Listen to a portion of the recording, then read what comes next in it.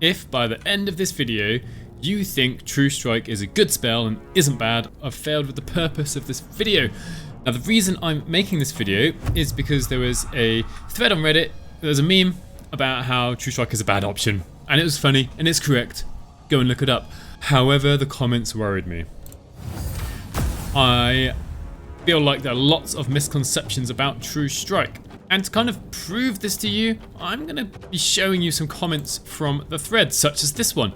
I disagree. I like the spell. Casters cast it on boss. Everyone attacking the boss has more chance to hit. How is that bad?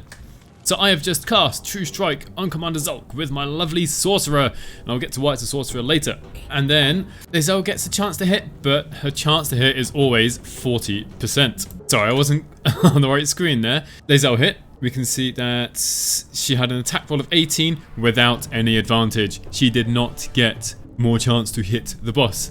And let's just watch the Mind Flayer as well. The Mind Flayer hit, amazing, but not because of True Strike. They rolled a 20. Interestingly, the Mind Flayer and Commander Zulk cannot actually get a critical hit because they don't want these two killing people too quickly.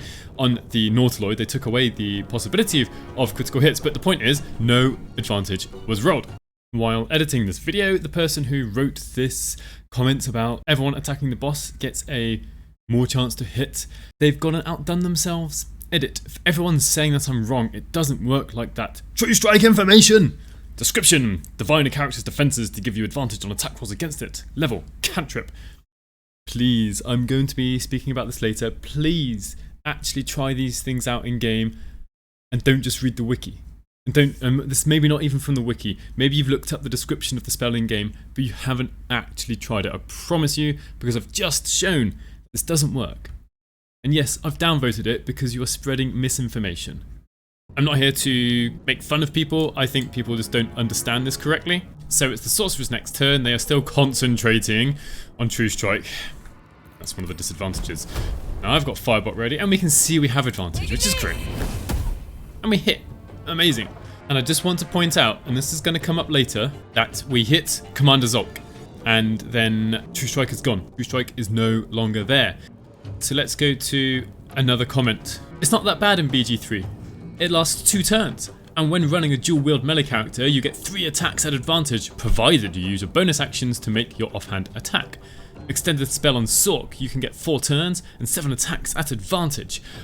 I just took 1 attack and then True Strike is gone. Concentration was broken. I do not get more than 1 attack with advantage. I'm going to reload and show you what we could have done instead. So I haven't cast True Strike. I could have cast Firebolt twice and potentially hit with both of them, potentially got critical hit with both. In Baldur's Gate 3, I know this isn't the same as 5th edition, and some of you might not like that, and that's fine. But I just want to point out, in the game, everyone can hide with a bonus action. And I automatically get, not automatically, for a bonus action, I get advantage. And I miss, whatever. You know, 64% chance isn't the best of chances. So why would I cast True Strike when I can just, look at that, critical hit. I can potentially hide and get advantage anyway. If we use True Strike, we only have the potential of 1 lot of damage, 1d10. And I'm reloading the game one more time, because what I could have done instead, critical miss, unlucky, but I didn't hit, fine. And now, this is something else mentioned on some other responses, I get advantage anyway because of something else that happens. I would have wasted my last action. There we are, I miss, whatever, right? The point is, I had the same chance to hit on this turn as I did previously, but this time I took 2 attacks. Now, is a Mind Flayer going to stun an enemy every time? No, they're not. Blatantly not. But the point is, I might have lost concentration as well, and then not had the second turn with advantage, and not had any attacks with advantage, and just missed out the attack on the first turn. So the Mind Flayer killed Commander Zulk, and I'm up to level 2. Nice and quickly. It's great. And so, which Metamagic am I going to pick? Let's have a look. Right, well, we've already seen that one. Already kind of had a look at this, but extended spell on Sork, you can get 4 turns and 7 attacks advantage. No, next one. Melee Sork can extend it for boss fights. Same for Blade Ward. There are a few other niche uses. I use something like Resistance, far less. Fair enough, Resistance, I don't use that often myself. It lasts 2 turns in BG3, so 4 turns for a Sorcerer. If you add the Factor Plan and dual wielding and multi-class as a Thief Rouge, I guess Rogue, I definitely don't think it's useless. As a Sorcerer as well, I agree, this is the best use case. No Rogan Party, huh? I don't really know why they said that one. Maybe they think that True Strike gives someone else advantage, or again, maybe going for the multi-classing thing. It's been a while since I've jumped into BG3, but from looking at the wiki, it does at least seem slightly better than it is in 5e. In 5e, it only lasts until your next attack, which I think we've already seen.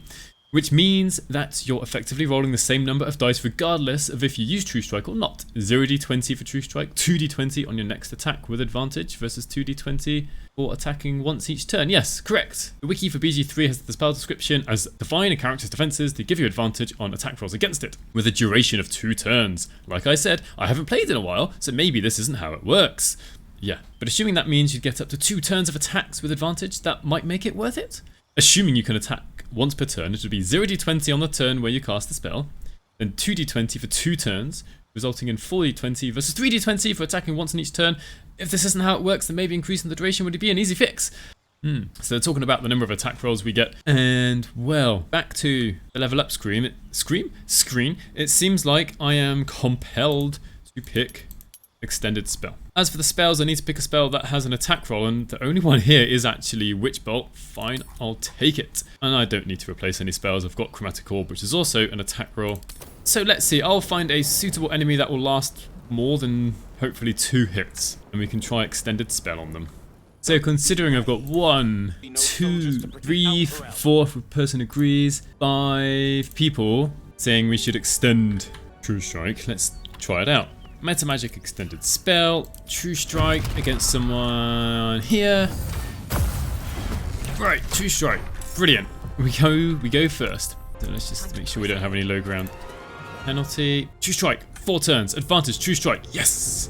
Right, let's start with the offhand attack. Oh, critical hit, amazing! And now there's no more advantage. The benefit of True Strike is gone. And that's it. People are like, we can extend it to 4 turns. Unfortunately, we can't. Now, I don't know why these people thought this happened. I don't know whether they saw 4 turns and didn't actually try it. Whether they've just been assuming they've been getting 4 attacks. Whether they've been assuming that they've been getting advantage on their attacks. Oops, that was bad. That was my bad choice. And one thing that I would like to change. Obviously, I'm just one person. I don't know how much I can really change. But what I would like people to try and do is when they write things on, let's say Reddit, on a forum, on the Steam discussion pages, is that you've actually got some evidence to back this up. Because had any of these people who said that we can extend it, you're right. But as soon as we hit with a single attack, the condition is gone, no matter whether we've extended it or not. Unfortunately, in Baldur's Gate 3, again, if this was maybe 5th edition, I don't know, this could be different. Actually, it wouldn't be different. So, our offhand attacks here, we can just use a bonus action. But currently, I don't know if this will change, but currently we cannot get a sneak attack with our bonus action. If we could, do you know what? True Strike on a rogue could be okay. But as it is currently, we do not have any way to make True Strike. I can't think of any good reason why this is useful. So please, before you try and give some information, my humble request is that you actually try this out. I know one person, where have they gone? Oh, it was here.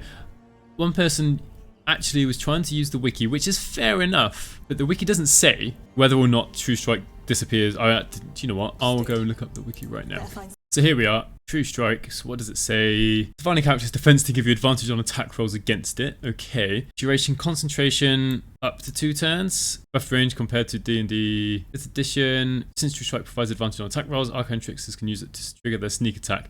This must have been written before they changed how sneak attack works. I mean, Arcane Tricksters can use it for the next turn, but Arcane Tricksters could even usually hide somewhere to get advantage. And there are other ways to get sneak attack by having one of your allies stand near a target, the enemy target. One thing I haven't really mentioned until now, made much of a fuss of, concentration required.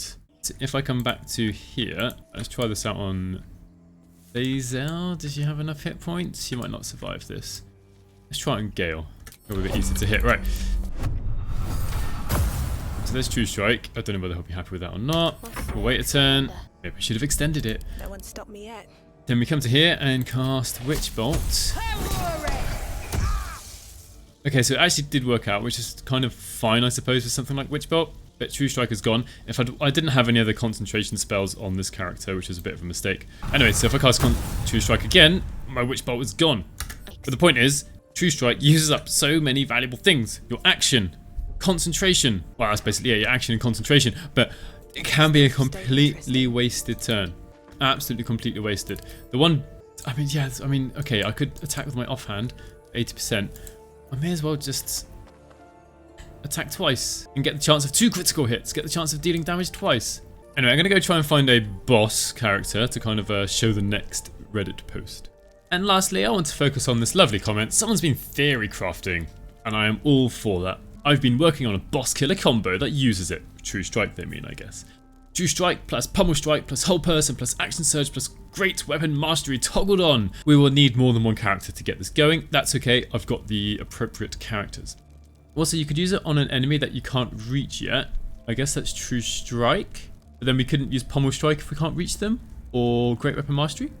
One that has mirror image up. So you wait a turn to have someone else with weaker attacks remove the images. True Strike doesn't help there. Maybe you could, I suppose. Maybe this person thinks that True Strike applies to all attacks from all party members. I'm not sure. No, you don't need True Strike to get rid of the images. You need to miss. So True Strike does not help there whatsoever. So I couldn't find any amazing boss, as it were, early on. So I'm going to try and use these things on Anders here. Now, to make sure that I've actually got a good chance of but making Anders all do hold person. There we are. Turn-based mode.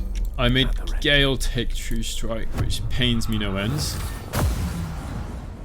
And then Lae'zel. Oops, I forgot this. Lae'zel is going to come over here. Hopefully he doesn't get out of whole person. Oh, phew, good. Alright, we're going to use Pummel Strike.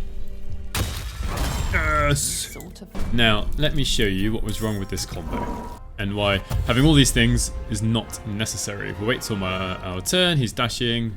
Hopefully we'll all be good. Alright, so we use Pummel Strike on Anders. Attack roll was 4, but it was a critical hit. Sorry to whoever wrote this comment, but most of this is completely pointless. If you've got Hold Person, we do not need Pummel Strike. We do not need True Strike. If we've got melee attacks.